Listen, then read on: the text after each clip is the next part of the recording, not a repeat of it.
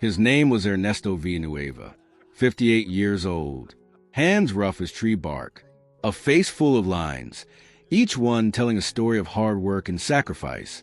He lived in a small town outside San Antonio, Texas, a place where everybody knew everybody, and everybody had an opinion about your life. Ernesto had one old farm, a few acres of dry land, a broken fence along the road, and one tractor rusted, loud, falling apart piece by piece. Every morning, he woke up before the sun, made his coffee, put on his worn boots, and walked out to that tractor like it was the most important thing in the world, because to him, that tractor was not just a machine. It was his father's machine, his grandfather's dream, the one tool that kept his family going when everything else fell apart. His neighbors laughed, some quietly, some right to his face. "Ernesto, that piece of junk is done," one man said. "You're wasting your time." His daughter, Marisol, 26 years old, worried about him every day. She saw how tired he looked, how he barely ate, how he stayed outside until midnight with a flashlight and old tools. "Papa, why don't you just sell the land?" He looked at her with calm eyes. Because some things are worth fighting for, Mija. Nobody understood him. Nobody believed in him. But something was coming, something none of them could predict, and it would change not just Ernesto's life, but the lives of everyone who ever laughed at him. That tractor had a name. Ernesto called it El Viejo, the old one. It was a 1972 model, faded green, one headlight missing. The engine made a sound like an old man coughing every time it started. Most mechanics in town had looked at it and shaken their heads. "It's not worth fixing," they said. "Parts don't even exist for this model anymore." But Ernesto didn't give up. He spent months looking online, writing letters to junkyards across 3 states. He drove 4 hours to a small shop in Laredo just to find one bolt, one simple bolt that nobody else had. His neighbor Roberto, 63 years old, watched all this and shook his head every day. "Ernesto, man, I like you, but you're crazy." Ernesto just smiled, wiped the grease from his hands, and went back to work. His son Miguel, 31 years old, offered to help once. He lasted about 20 minutes before giving up. "Papa, I respect you, but this is impossible." What nobody knew was that Ernesto had been studying. For 3 years, he had been watching videos late at night, reading old repair manuals, learning things that even trained mechanics didn't know about that engine. He had become quietly an expert, not because someone taught him, but because he refused to quit. The tractor was almost ready, and when it roared back to life, nobody was prepared for what would happen next. Least of all the woman who drove past his farm every single week, without ever stopping, until the day she did. Every Thursday, around 10 in the morning, a white truck drove past Ernesto's farm. Clean, shiny, brand new. The woman behind the wheel always had sunglasses on, hair pulled back neat. She never slowed down, never looked his way. Her name was Catalina Herrera, 47 years old, born in El Paso, and one of the most successful agricultural investors in the state of Texas. She owned land in 4 counties, had deals with companies in Mexico and Colorado. People in the farming world knew her name and respected it. But to Ernesto, she was just that woman in the white truck. He had never spoken to her, never thought about her much. He was too busy working. One Thursday, something was different. The white truck slowed down, then stopped right in front of his fence. Ernesto was on his back under LVL, elbow deep in the engine. He didn't notice. Catalina stepped out, walked to the fence. She stood there watching him work for a long moment.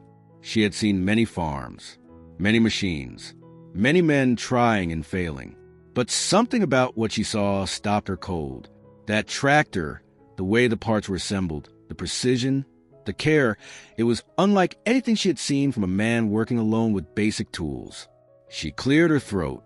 Ernesto slid out from under the machine, looked up, squinted in the morning sun. "Can I help you?" he asked. She took off her sunglasses, looked at him with sharp, serious eyes. "Maybe," she said, "or maybe I can help you." before that morning by the fence. Ernesto had not always been a struggling farmer. He had another life, one he almost never talked about. 20 years earlier, he had been a mechanical engineer, worked for a company in Houston. Good salary, nice apartment, future wide open. Then his father got sick. Then his mother. Then the farm, which had been in the family for 40 years, started falling apart. Ernesto didn't think twice. He packed his things, left the job, left the city, came home. His colleagues thought he was making the biggest mistake of his life. "You're throwing everything away," his boss told him. "For what?" "A dusty farm." "For my family," Ernesto answered. Simple as that. The years passed. His parents passed. And Ernesto stayed, because he couldn't imagine leaving the land his father had worked with his bare hands. But the money ran out, the equipment broke down, and the laughs from neighbors grew louder. What nobody knew was that inside that quiet, greasy farmer lived a mind that could solve problems most engineers would walk away from. His daughter, Marisol, knew part of it. But even she didn't know everything. She didn't know about the notebook he kept. Pages filled with diagrams, ideas, calculations. She didn't know that her father had been working on something bigger than just fixing a tractor. He had been designing a system, a solution, something that could change how small farms in dry regions manage water and fuel. He just needed one person to believe in it, and that person had just stopped her truck at his fence. Catalina did not waste time with small talk. She pointed at El Viejo. "How long have you been working on that machine?" "About 3 years," Ernesto said. "On and off?" She raised an eyebrow. "On and off? Looks like full-time to me." He didn't answer that, just wiped his hands on a rag. "I know machines," she said. "And that engine, the way you rebuilt the fuel intake. I've never seen that done that way." "Who taught you?" "Nobody," he said. "I figured it out." She studied him for a moment, the way people study something they don't fully understand yet. "My name is Catalina Herrera," she said, extending her hand. He shook it. "Ernesto Villanueva." "Do you have time to talk?" she asked. "Ma'am, I have all the time in the world," he said. "What I don't have is money." She almost smiled at that. "That's exactly what I want to talk about." They sat on 2 old wooden chairs under a mesquite tree. The sun was climbing. The air smelled like dust and dry grass. Catalina told him she had been driving past his farm for 2 years, that she had noticed the changes, the small improvements, the way the land looked different month by month. "Most people around here let things fall apart," she said. "You're doing the opposite." Ernesto listened carefully. He was not a man who got excited easily. Life had taught him to be careful with hope. "What do you want from me?" he asked. She leaned forward. "I want to see that notebook you've been filling up. I think you've been sitting on something important." Ernesto looked at her for a long moment. Then he stood up, walked into the house, came back with a worn notebook, cover stained with oil, edges bent, pages almost full. He set it on the little table between them, did not open it. "Nobody has ever asked to see this," he said. "Nobody was looking," she replied. He opened it slowly, like someone opening something private, something sacred. The first pages were rough sketches. Then they became more detailed, more precise, the kind of drawings that take years of thought to reach. Catalina turned the pages carefully. Her expression changed as she went. The polite interest faded. Something more serious took its place. She stopped on one page, stared at it. It showed a water management system, designed for small farms in dry climates. It used a combination of simple mechanical parts that already existed, to reduce water use by almost 60%. "You designed this yourself?" she asked. "Yes," he said. "When?" "A little every night, for about 5 years." She looked up at him. "Have you built any part of it?" "Some," he said. "On my own land. It's been working for 2 seasons." She closed the notebook slowly, looked out at the dry fields around them. "Do you know what this is worth?" she asked quietly. Ernesto shook his head. "It's just a solution to a problem I had." "No," she said. "It's a solution to a problem that thousands of farmers have. And nobody has solved it like this." She placed her hand on the notebook. I want to help you take this further." Ernesto said nothing, but for the first time in years, he let himself feel something close to hope. That evening, Ernesto sat at the kitchen table with his daughter Marisol and his son Miguel. He told them about Catalina, about the conversation, about the notebook. Marisol put down her fork. "Papa, are you sure about this?" "I'm not sure about anything," he said. "But I listened." Miguel crossed his arms. "A woman with a fancy truck stops at your fence out of nowhere and wants to invest in your ideas? That sounds like a trick." "I know what tricks look like," Ernesto said calmly. "This didn't feel like one." Marisol reached across the table and touched her father's hand. She had watched him work for years, watched him sacrifice, watched him refuse to quit even when everything pushed him to. But she was afraid. She had seen her father get his hopes up before and come home quiet, tired, beaten down. "Just be careful," she said softly. Ernesto nodded. He understood their fear. It was the same fear he carried. But he had made a decision. He had spent too many years playing it safe, keeping his ideas hidden, working in silence, letting people laugh. Somewhere along the way, he had stopped believing he deserved better. That morning, something shifted, not because of what Catalina said, but because of how she looked at that notebook, like it mattered, like he mattered. He slept better that night than he had in years. He didn't know that the following week would bring the hardest test of his life and the most unexpected turning point. Catalina called 3 days later. She wanted to meet again, this time with her business partner. His name was Daniel Fuentes, 43 years old, sharp dresser, expensive shoes, the kind of man who looked at everything like a number on a spreadsheet. Ernesto wore his cleanest shirt, the one he saved for church and funerals. They met at a small diner in town. Ernesto arrived first, sat in a corner booth, ordered coffee. When Catalina and Daniel walked in, he noticed how people turned their heads. They had that look, the look of people who are used to being important. Daniel sat down, shook hands quickly, got right to business. "I read the summary Catalina sent me," he said. "I have questions." For the next 45 minutes, Daniel asked hard questions, technical questions, business questions, questions designed to find holes, to find weakness. Ernesto answered every single one. Not fast, not with big words, but clearly, precisely, the way a man who has thought about something for 5 years answers. Daniel leaned back, looked at Catalina. Something passed between them. "Where did you study?" Daniel asked. "University of Texas. Engineering. Back in 1992. "Why did you leave the field?" "Family," Ernesto said simply. Daniel tapped his finger on the table. "And you've been sitting on this system for how long?" 5 years. "Why didn't you approach anyone before?" Ernesto looked him in the eyes. "Because nobody asked." The table was quiet for a moment. Then Daniel looked at Catalina again, and this time he nodded. 2 weeks passed. Then Catalina called again. "I want to make you a formal offer," she said. They met at her office in San Antonio. Glass walls, city view, everything clean and modern.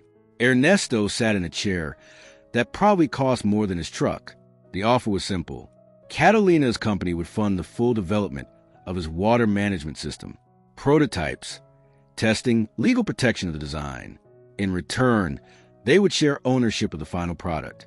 Ernesto listened to every word, asked 3 questions, took the papers home. He sat at his kitchen table that night with Marisol. She read through everything slowly. She had studied business in college, 2 semesters before she had to stop for financial reasons. But she was smart, sharp. "Papa," she said after a long silence, "this is real. This is actually real." "I know," he said. "Are you scared?" He thought about it honestly. "Yes, but I've been scared my whole life and kept going anyway." She looked at him, her eyes wet. "You deserve this. You know that, right?" He didn't answer that. He wasn't very good at accepting compliments. But deep inside, a door was opening, one he had kept closed for so long that he almost forgot it was there. He signed the papers the next morning.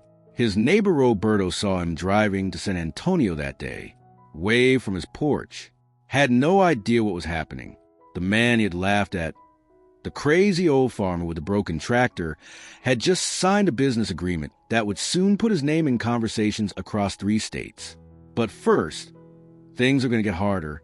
Not everyone was happy for Ernesto. Word spread fast in small towns. It always does. By the end of that same week, people were talking. Some with curiosity, some with admiration, and some with something darker. A man named Victor Salinas, 55 years old, owned the largest farm in the county.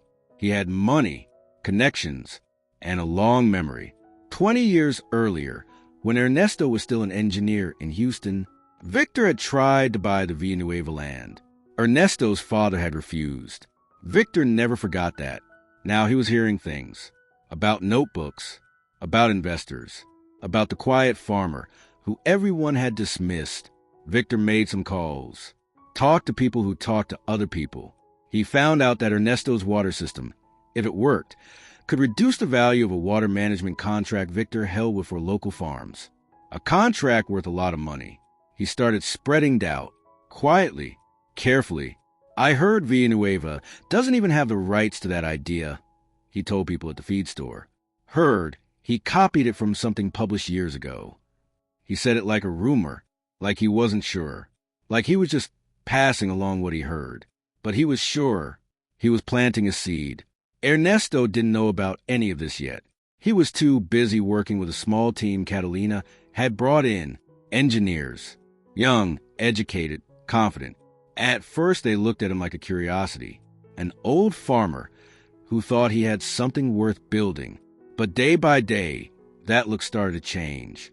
The team Catalina sent had 3 people. Sophia, 29, a mechanical engineer from Austin with a master's degree and very little patience for people who weren't as fast as her.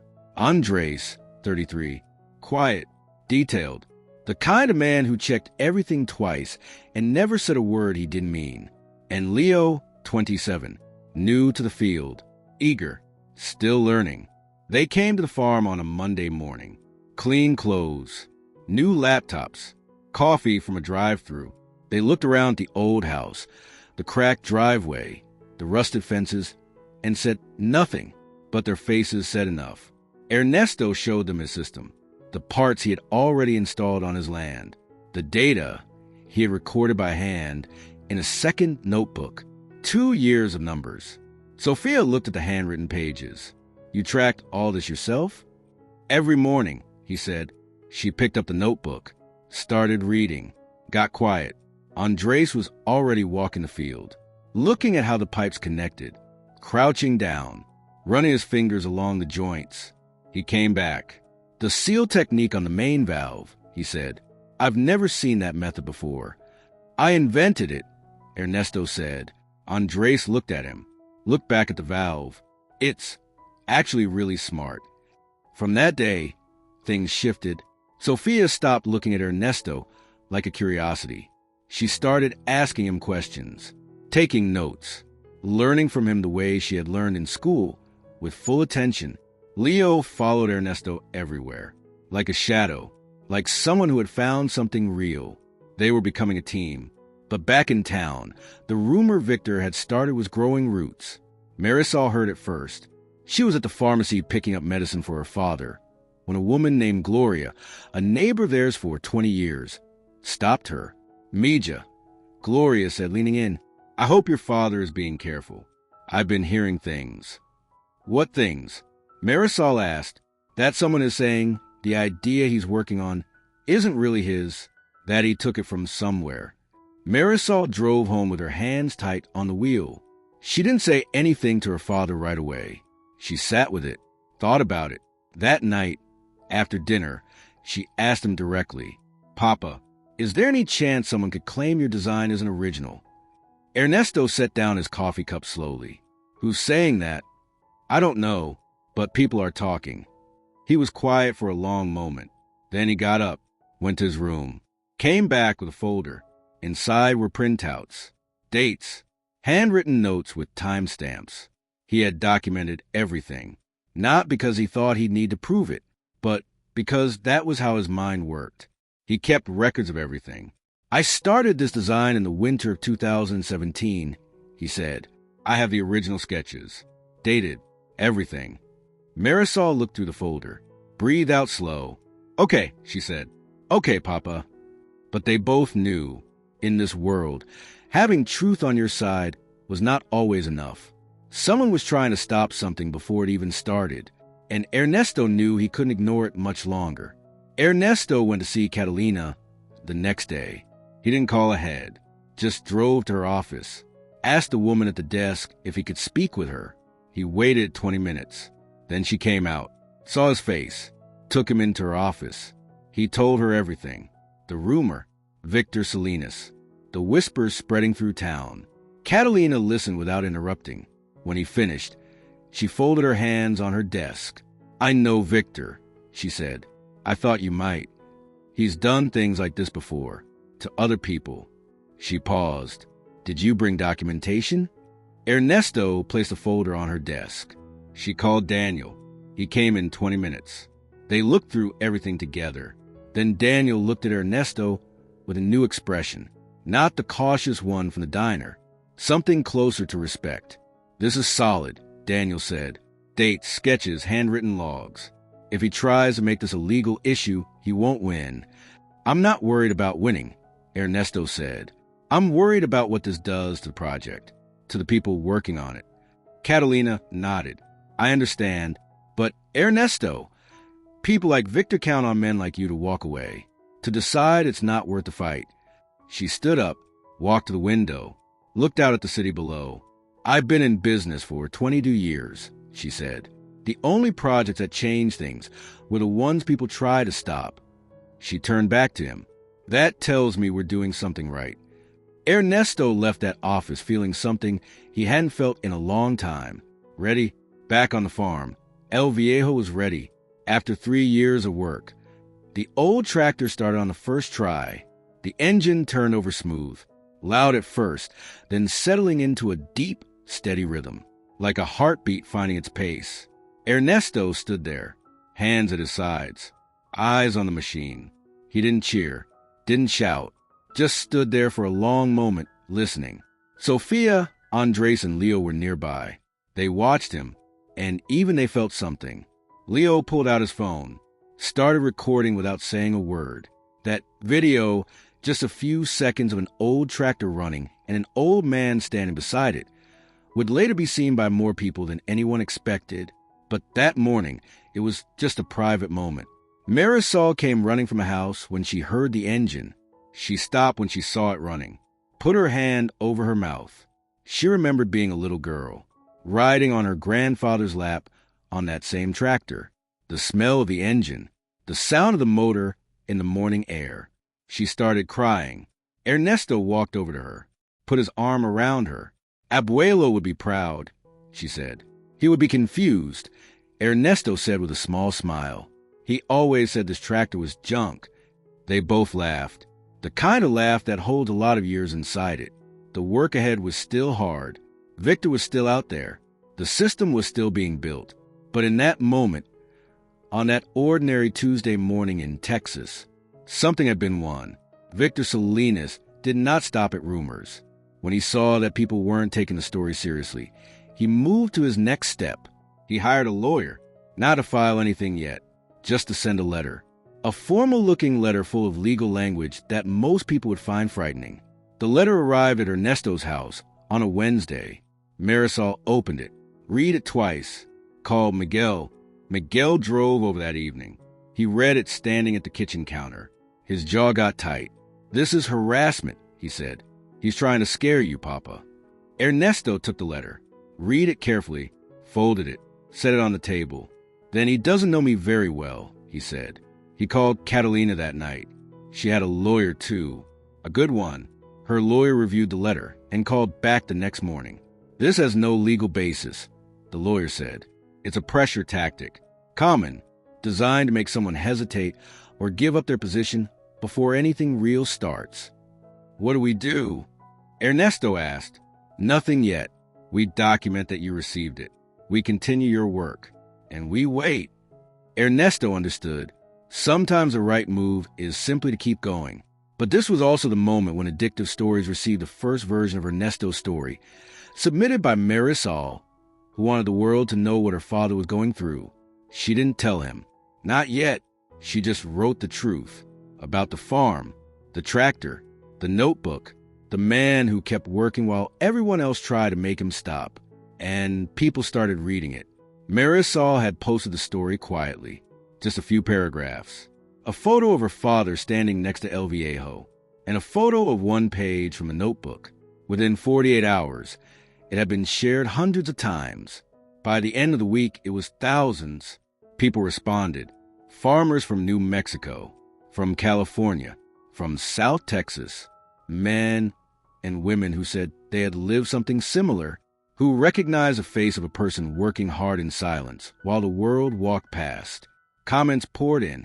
Some short, some long. This man is every father who never gave up.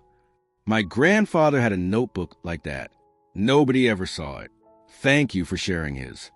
I'm buying land next year. This gave me something. Ernesto didn't know about any of this at first. He found out when Leo showed him on his phone during a break. Just handed it to him without warning. Let him scroll. Ernesto read in silence. The comments, the shares, the messages from strangers who felt something reading about his life. He handed the phone back without a word. Leo waited. People have hard lives. Ernesto said finally, they like to see that it can be different. Does it feel strange? Leo asked, that all these people know your story? Ernesto thought about it. A little, but mostly it feels like responsibility. He looked out at the field. Now I really have to finish what I started. He went back to work. Victor Salinas saw the story too, and for the first time, he started to worry. Catalina had visited the farm a few times. Always brief, always business. But one afternoon she came alone. No Daniel, no schedule. She parked the white truck at the fence. Walked in, found Ernesto working the field with Andres and Leo. She asked if she could walk around. He nodded. Let her be. She moved the rows of dry grass slowly, looked at the pipes, the connection points, the way the water moved through the system, and came out clean and measured on the other side. She crouched down near one of the valves, touched it, turned it slightly, watched what happened. After about 20 minutes, she came back to where Ernesto was working. It works exactly how you drew it, she said. I know, he said. Most ideas don't, she said. Most things people design on paper fall apart when you put them in the ground. He stood up, stretched his back, because most people design for paper. I design for this specific dirt, this specific sun, this specific water problem.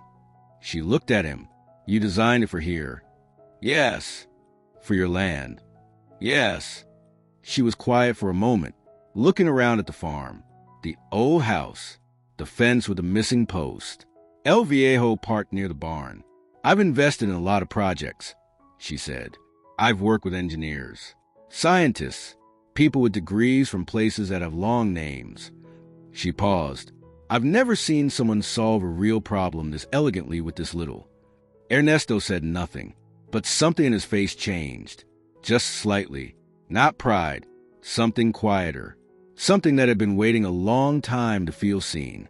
Victor was not done. He went to the county water board. He had friends there. He started asking questions, the kind that made things slow down. Permits that had been moving forward suddenly got reviewed. A meeting that was scheduled for 1 week got pushed to 3. Catalina noticed immediately. She came to the farm looking tense. Daniel was with her this time.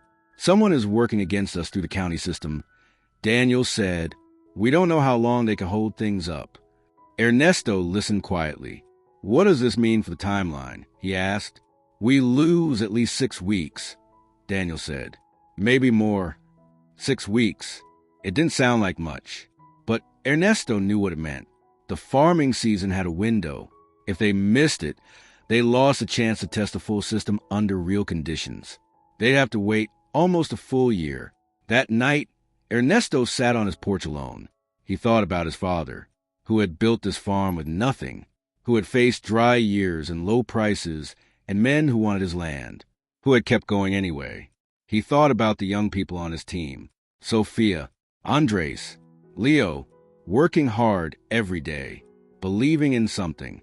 He thought about all the people who had read Marisol's story, strangers who saw something in him they needed to see. He couldn't let them down. He made a decision that night. He was going to stop waiting for permission.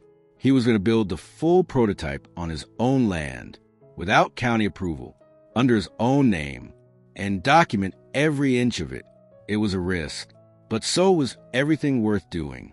Ernesto told the team the next morning. Sophia looked worried. If we build without the permits and something goes wrong, nothing will go wrong, Ernesto said. We know the system. We've tested every part. Legally, Andre started. On my own land, Ernesto said. My property, my water, my system. I'm not asking anyone for permission to improve my own farm. There was a silence. Then Leo said, I'm in. Sophia looked at Andres. Andres looked at the ground, then back up. Okay, he said, but we document everything, every step, every reading. If someone comes to question this later, they'll find the most complete record they've ever seen. They started that afternoon. Over the next 16 days, they worked from first light to last light. Ernesto never stopped, even when his back hurt, even when his hands cramped, even when it rained 2 days straight and turned the ground into mud. He worked. The system came together piece by piece. Pipes laid precisely. Valves set at the angles he had drawn 5 years earlier. A small mechanical pump running off the same engine he had rebuilt in El Viejo. Everything connected, everything measured. On the 16th day, they ran a full test. Water moved through the system. Clean, controlled, arriving exactly where it was supposed to, using exactly the amount they had calculated. The team stood in a row, watching the output meter. Sophia checked her notebook, looked at the meter, looked at her notebook again. 58% reduction, she said, her voice quiet, careful. Nobody moved for a moment. Then Leo let out a long breath. It works. Word got out fast. These things always do. Someone talked to someone, who talked to someone else. Within days, people were driving past the farm, slowing down, looking at something they hadn't expected to see. A small farm, humming with something new. The county water board got a request from a local agricultural association to review Ernesto's system as a case study. The request came from 12 farmers, all of whom had read Marisol's story and sent emails. The board could not ignore 12 signatures. The review was scheduled. Victor Salinas heard about it, tried to make another call. This time, nobody picked up. The day the county representatives arrived, Ernesto wore his best shirt again, the church and funeral one. He walked them through the system calmly, explained each part, answered every question without hesitation. Let them check the data Andres had recorded, every day, every measurement. At the end of the walkthrough, the lead representative, a woman named Esperanza Torres, 61 years old, 30 years in agricultural policy, turned to Ernesto. Mr. Villanueva, she said, why hasn't this been submitted for formal review before? It wasn't ready, he said. She looked at the system around them. And now it is. She nodded, made notes. 2 days later, the county issued a letter. The system qualified for a pilot program designation, meaning it could now be tested officially across 3 willing farms with county support. Catalina read the letter in her office, sat very still for a moment. Then she called Ernesto. You did it, she said. He said nothing for a second. We did it, he answered. The 3 farms chosen for the pilot were different in size and location. One near Hondo, one closer to Uvalde, one just 15 miles from Ernesto's place. Each farmer had their own story, their own struggle with water costs and dry seasons. Ernesto visited each one personally.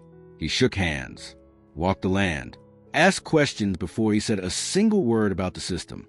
He wanted to understand their specific problem before offering any solution. That approach surprised people. The farmer near Uvalde, a man named Hector Dominguez, 67 years old, told his wife that night. He came to listen, not to sell. His wife said that's rare. Yes, Hector said. It is. Installation on each farm took between 4 and 7 days. Ernesto was present at all three, moving between them with Sofia and Andres. Leo stayed at the Hondo farm, learned to install the system on his own by the second day. Ernesto watched him from a distance, said nothing, smiled a small smile. That was teaching, not the classroom kind, the real kind. The systems went live one by one. Each morning, the farmers sent their readings to Andres, who tracked everything in careful spreadsheets. At the end of the first full month, the numbers were consistent across all three farms. Water use was down, significantly, in 2 of the 3 cases, even better than what they had seen on Ernesto's land. The reason was simple. The system adapted well to different conditions, because Ernesto had designed it to be flexible. He hadn't just designed for his land. He had designed for any land. One morning, someone knocked at Ernesto's door. He opened it and found Roberto, his neighbor, the one who had shaken his head for years, who had called him crazy. Roberto was holding a bag. Inside was a pound of coffee and some tamales wrapped in foil. My wife made them, he said, looking at the ground. She said I should come. Ernesto opened the door wider. Come in. They sat at the kitchen table. Roberto had trouble looking at him at first. I said some things. Roberto started. You did. Ernesto said simply, I'm sorry. Ernesto poured the coffee, set the cups on the table, sat down across from his neighbor. Roberto, he said, you said what you believed. Most people do. I believed wrong. Yes, but so has everyone at some point.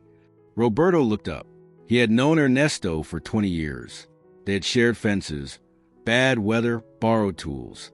They had also let years pass without saying what mattered.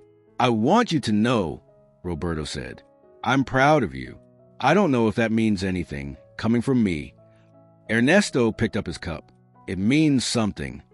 They drank their coffee in quiet. The kind of quiet 2 men share when there's nothing left to say that words do better than silence. Before Roberto left, he turned at the door. My youngest son, he wants to study engineering. He's scared it's too hard. Send him to see me, Ernesto said. Roberto nodded, his eyes shining a little. He walked back across the fence line, turned once to wave. Ernesto waved back. There was something Marisol had kept from her father. The story she had posted, the one that spread so far, had reached someone she didn't expect, a journalist named Carmen Vega, 38 years old. She worked for an agricultural magazine with readers across 7 states and Mexico. Carmen had sent Marisol a message 3 weeks earlier. She wanted to interview Ernesto for a full feature article. Marisol had hesitated. She knew her father. He didn't like attention, didn't like cameras or questions or anything that felt like performance. She had told Carmen, let me think about it. She thought about it for 3 weeks. She thought about all the farmers who had written to them, the ones struggling, the ones asking questions about the system, the ones who needed to know it was possible to change things. She thought about her father working before sunrise every day, for years, alone, without recognition, without anyone saying his name or his work mattered. She called Carmen back, said yes, but on one condition. The interview had to happen at the farm, not in a studio, not in an office, at the farm, with Ernesto's hands dirty from work, with El Viejo parked nearby. I want people to see where this came from, she told Carmen. She still hadn't told her father. The morning before Carmen arrived, she sat with him at breakfast. Papa, she said, someone is coming today, a journalist. He set down his fork. Marisol, you don't have to say anything you don't want to say, she told him. But people need to hear this from you. Not from me, not from Catalina, from you. He was quiet for a long time. Then he picked up his fork again. Make sure there's fresh coffee. Carmen Vega arrived in a small car. No camera crew, just her, a voice recorder, and a notebook. Ernesto liked her immediately. She didn't try to impress him, didn't talk about herself. Just ask good questions and listen to the full answer before asking the next one. They walked the farm as they talked. Ernesto showed her the system. explained it the same way he had explained it to Esperanza Torres, and to the 3 farmers, and to the young engineers. Simple, direct, patient. Carmen asked about the hard years. He answered honestly. She asked about the laughing neighbors. He didn't name anyone, just said it was part of the journey. She asked about his father. His voice got quieter. He worked this land until he couldn't anymore. He never made much money from it, but he loved it, and he trusted me with it. Carmen wrote that down slowly. Do you feel like you've honored that trust? She asked. Ernesto looked at the field, at El Viejo in the distance, at the pipes running neat and quiet through the dry earth. I'm trying, he said, every day. The article came out 4 weeks later. It ran with a photograph of Ernesto standing next to the old tractor, one hand resting on El Viejo's side, looking into the distance, expression calm and serious. The headline read, "The farmer who solved what engineers didn't." Catalina saw it first, sent Ernesto a message at 6 in the morning.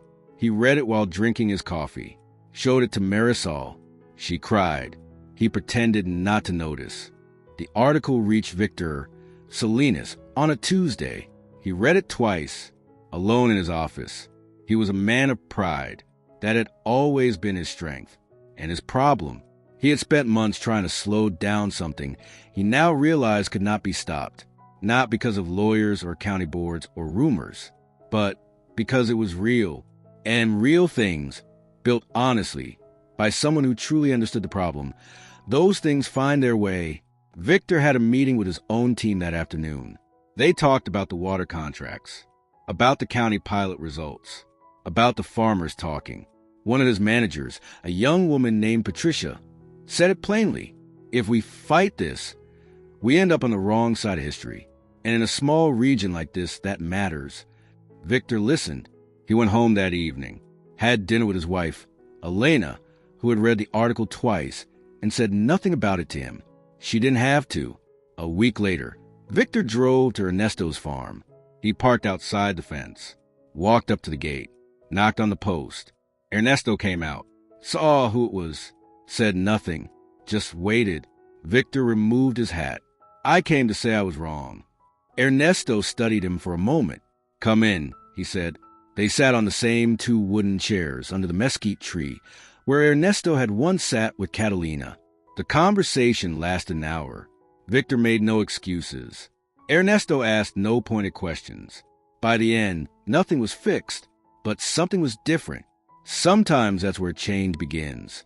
It was a quiet afternoon, late in October. The air finally cooled. Catalina came to the farm to go over some final documents. The formal patent process had started. Daniel was handling most of it.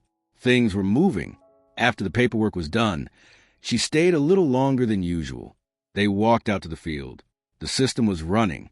The 3 pilot farms were sending weekly reports. All positive. They stood in the middle of the field, looking at what had been built. Catalina had been in business a long time. She knew success. She had felt it before, in boardrooms, in closing meetings, in phone calls with good numbers. But this felt different. Can I ask you something? She said. Yes, Ernesto said. When you were working all those years, alone, did you ever think about quitting? He was quiet for a moment, honest the way he always was. Every winter, he said, around December, when the cold made my back hurt and the money was low and it seemed like nobody cared. What kept you going? He bent down, picked up a handful of dry soil, let it fall through his fingers. This land, he said. My father's hands worked this dirt. I couldn't walk away from that. Catalina watched the soil fall. Then she did something neither of them expected. She crouched down, pressed her palm flat against the earth, just stayed there for a moment. When she stood up, her eyes were wet. She didn't explain it, didn't need to. Ernesto said nothing. Some things don't need words. Word had spread through the local school too. A teacher named Mrs. Reyes, 44 years old, had used the story of Ernesto's water system in her 6th grade science class. She had printed the article, read it to the children, asked them what they thought. One girl, Valentina, 11 years old, raised her hand. My grandfather has a farm too. He always says he doesn't know how to fix things.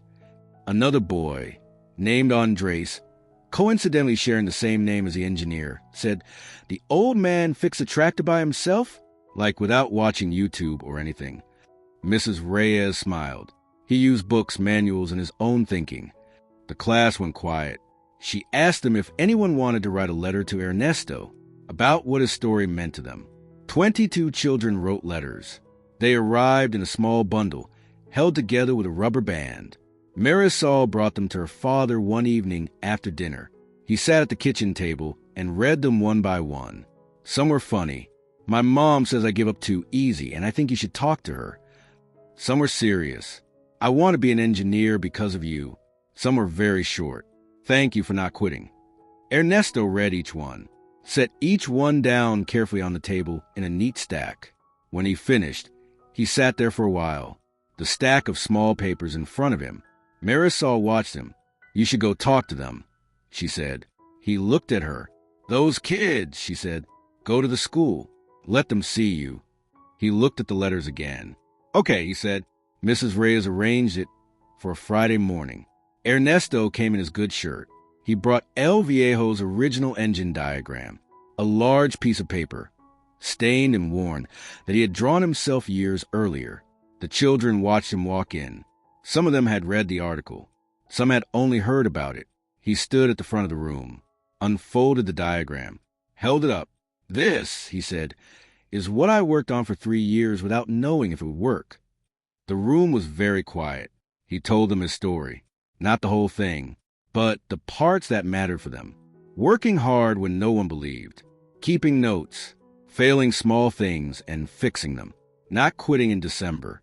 Then a boy named Oscar, 12 years old, asked a question that stopped the room. "Were you ever embarrassed? Like when people laughed at you?"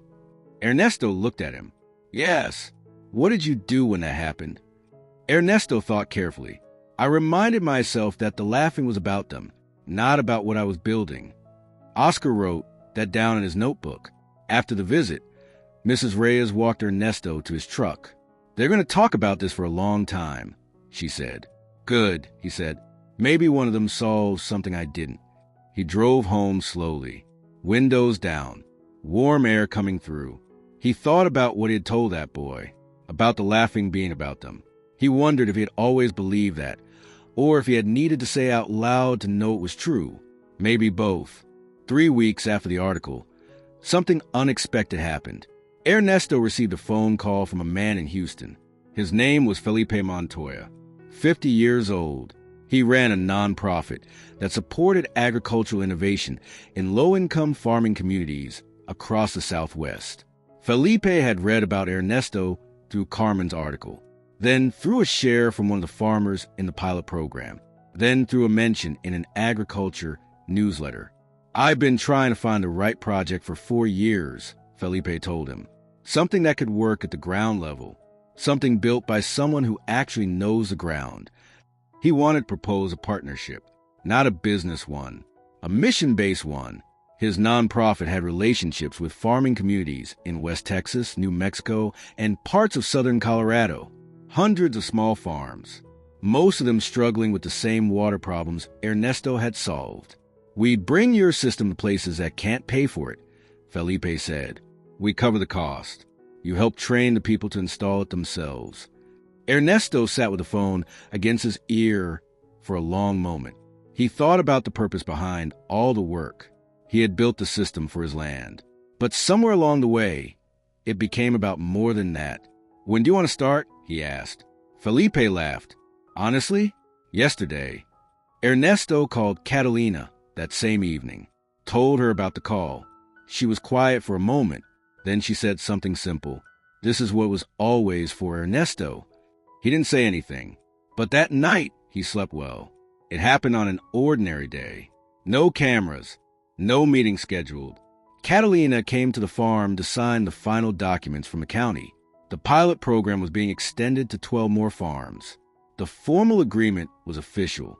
They signed at the kitchen table. Marisol as witness. Daniel on the phone for the legal confirmation. After it was done, Catalina walked outside. Ernesto followed. They stood by El Viejo. The old tractor was running now, quiet and steady in the morning air. Catalina bent down, right there in the dirt beside the tractor, one knee on the ground. She was looking at a section of the engine Ernesto had rebuilt, the part that had started everything, the part nobody thought could work. She touched it with her fingers, rammed them along the seams. "I owe you an apology," she said. Ernesto frowned. "For what?" She looked up at him. "When I first stopped at that fence, I told myself I was helping you, being generous, giving a struggling farmer a chance." She stood up, brushed the dirt from her knee. "I was wrong," she said. "You didn't need me to give you a chance. You had already built the thing. You just needed someone to look." Ernesto was quiet. "The help went the other way," she said. "You gave me the best project I've ever worked on, and you reminded me what this work is actually supposed to be about." He looked at the tractor, at the fields, at the dry sky above. "We both needed to be found," he said. She nodded, and that was enough. Winter came back, the kind that makes your back hurt and your coffee run out too fast. But this winter was different. The farm was quieter. The work was steadier. 12 new farms were installing the system. Felipe's nonprofit was handling 4 of them. Leo was on the road, helping with installations, learning to lead a crew. Andres was writing a technical manual. Simple language, clear drawings, so any farmer could understand and build the system themselves. Sophia was back in Austin, but she called every week. She had started her own small engineering firm. Her first client was a farming cooperative in the Rio Grande Valley. Marisol had started studying again, online courses, business management. She was building something of her own, a consulting service for small agricultural operations. Miguel visited more often. He still didn't understand much about the technical side, but he brought food, and sometimes he helped dig, and that was enough. Roberto's son came to the farm twice a week. Ernesto taught him things, quietly, patiently, the way Real teaching works. El Viejo kept running. Ernesto still woke before the sun, still made his coffee, still walked out to the land his father left him. But now, when he stood in the early morning quiet, he felt something different. Not a rival, not perfection, not the end of hard work, just rightness. The feeling of a life that went in the direction it was meant to go, even with all the years of doubt, all the winters, all the laughing neighbors. He had stayed, he had built, he had shared, and the quiet man nobody believed in had left something in the soil that would grow long after he was gone. That story, told from the beginning, lives on at Addictive Stories, because some lives deserve to be heard.